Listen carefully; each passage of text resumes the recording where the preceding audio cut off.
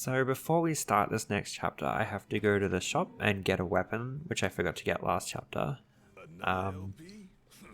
It's a whip with a snake on it. You'll see after this cutscene plays. And you won't really get to see how good it is in this chapter because it's a boss fight, and a lot of what makes the whip fun to use I can't show off because bosses are immune to a lot of things. Like the whip can grab and pull you towards things and whatnot. It's a really fun weapon, but it is still useful for the boss coming up because of its long range. And yeah, the next boss is very frustrating to fight if you don't get witch time. If you get witch time, it's fine because you can hit it in slow motion, but on non-stop it can be quite annoying if you don't have long range weapons. But we should be fine because we're on normal and we can use the whip to try and hit it even though it's far away. But yeah.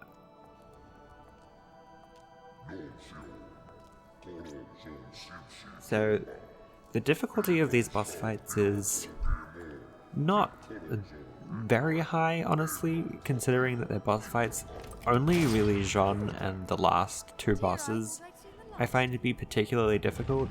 All these angel bosses are, I feel, more spectacle fights than they are sort of particularly challenging, although some of them are. The second one in particular has a particular moment that is quite difficult, but for the most part it's just a matter of learning the specific gimmick that the boss has, and then once you've learned that, it's pretty much not an issue.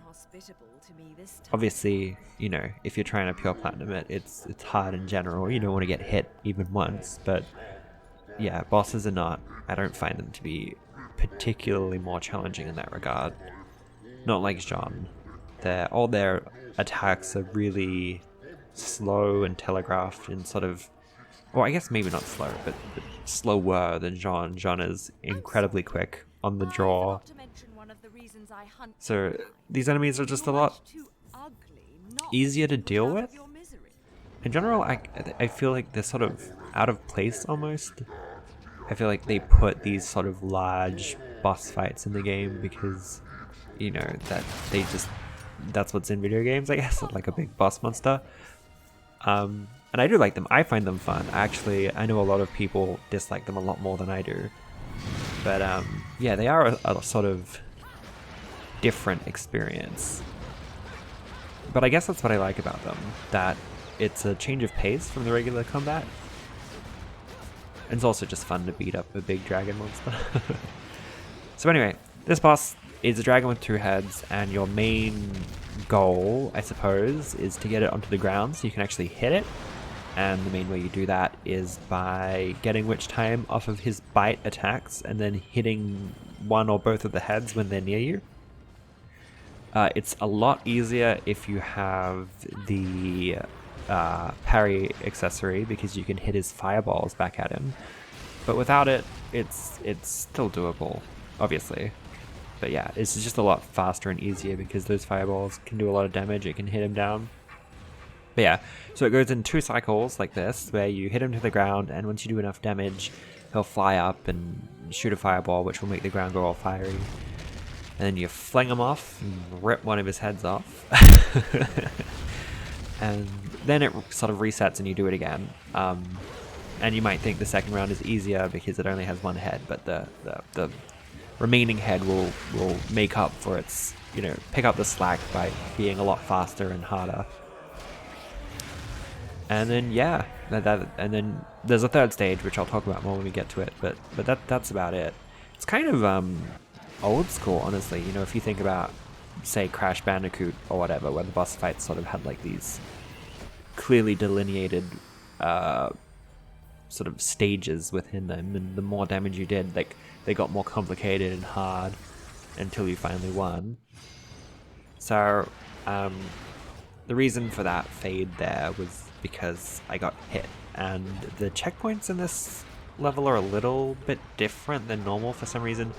The point at which you get the checkpoint is not the point in which you respawn if you get hit and try and reload it. And also the boss's HP changes. It's for whatever reason the game doesn't save the amount of HP that it had when you got up to that point. It just knows what HP it's quote unquote supposed to have, I guess, at the beginning of stage 2 or phase 2. And it will load that, and it will load you in a different location. And there was no easy way to edit them together to make it look seamless like I normally like to do, so hence the fade. Yeah, it's a little weird. I do like to make it look like I'm just perfect at playing Bayonetta and I never make any mistakes, but yeah, not really possible in this case, unless I wanted to do it all perfectly in one take, which I guess I could do, but you know, didn't really want to put in the extra work. But anyway, as you can see, this is just a redo of the first one, pulling him down by his little goatee thing. Oh, also the QTE here is harder. It requires more button presses to max out than the first one.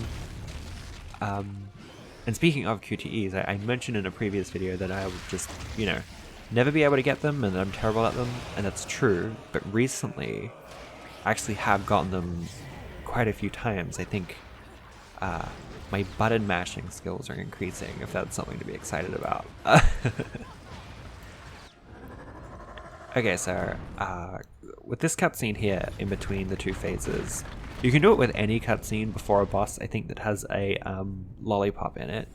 But if you press one of the buttons, you know, like A, B, X, Y, or whatever, X, circle, square, whatever it is on PlayStation, you can change the color and the type of lollipop that she has, and if you do that, you'll get it. So you're like, right here I'm yellow because I got the invincibility lollipop.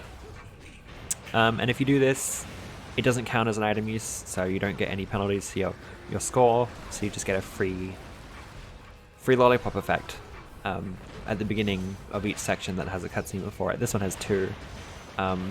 It's another reason which makes these bosses honestly really easy to deal with, is that you can get some free extra effects. This yellow one is invincibility. I don't remember if I mentioned that.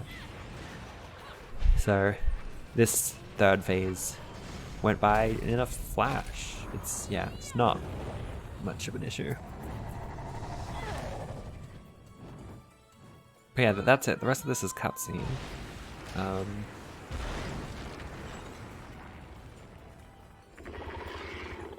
Very flashy cutscene.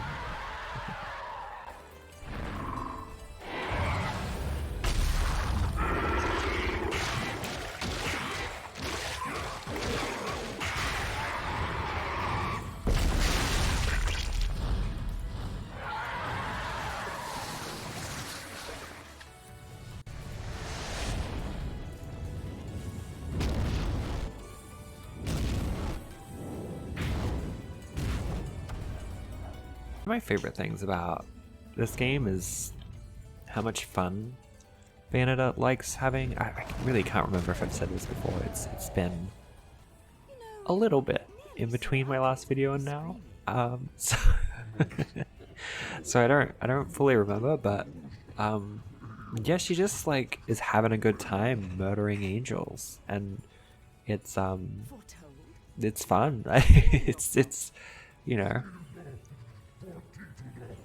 it's nice to revel in a little, you know, blasphemy or whatever.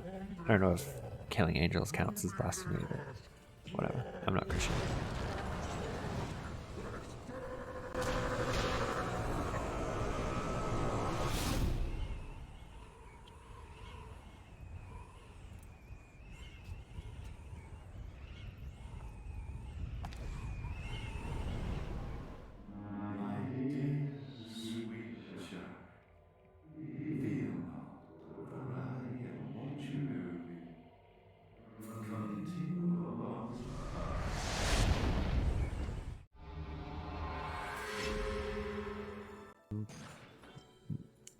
Time and combo points shouldn't be issue for this chapter at all.